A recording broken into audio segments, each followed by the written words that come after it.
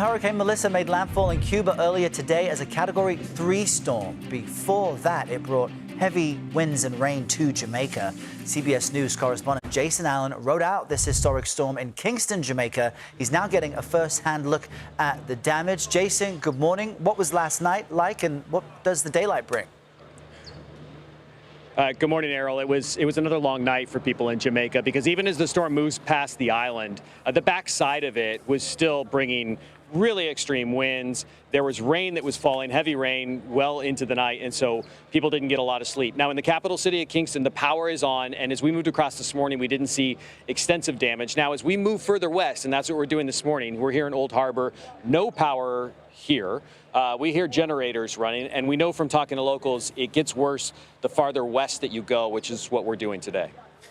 And what, Jason, are officials saying about infrastructure? I know you mentioned power is out in so many places. Any idea of the assistance needed?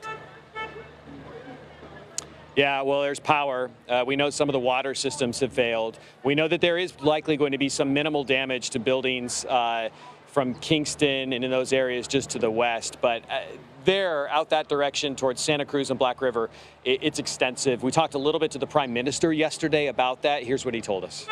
There's scarcely any building or infrastructure that would escape without some form of damage. We have budgeted and we have prepared a certain level of response, but a Category 5 would require support from the international community.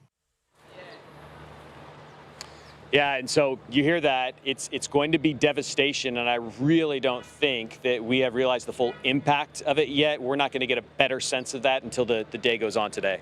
And that was going to be my final question to you, Jason. You know, did Kingston at least avoid the worst of this, but you're going to continue to push west and see what you find?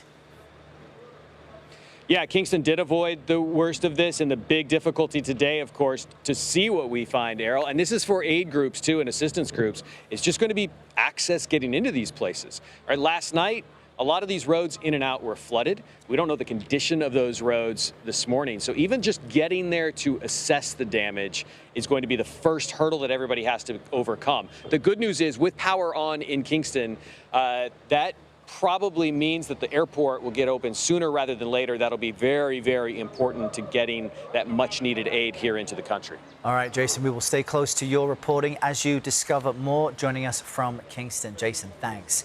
Meteorologist Rob Marciano is back with us again, tracking the storm's path. Rob, millions of people are still at risk from Melissa. They are, and I can tell you if you think back to Hurricane Maria and how mountainous Puerto Rico is, the road structure there better than Jamaica. That's how challenging it's going to be, like Jason said. So that's our worry here. I think flyovers is probably what the first thing they're going to do today to kind of assess some of that damage. But the western part of Jamaica, certainly devastated. Now the eastern part of Cuba is where the storm is making landfall just a few hours ago overnight as a Category 3 storm. So a formidable major hurricane. The mountains here are tearing it apart a little bit, but the rainfall is certainly being squeezed out of that. Now, to put things in perspective, just how strong Melissa was, it ties for the strongest Atlantic landfalling hurricane on record. Dorian in 2019 in the Bahamas, Labor Day storm. That's the Florida Keys in 1935, 185 mile per hour. Just a devastating blow here to the western part of Cuba. All right, we do have hurricane watches and warnings that remain up. The rainfall is going to be a big issue still to come.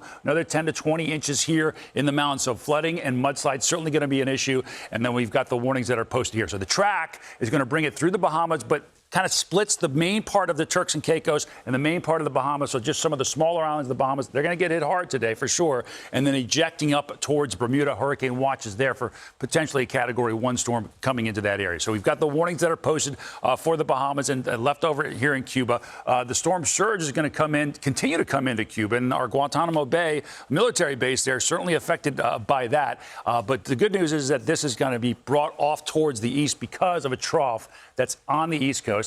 It does mean a kind of a miserable next couple of days for the eastern half of the country in the way of rainfall, but the winds here will be remaining offshore.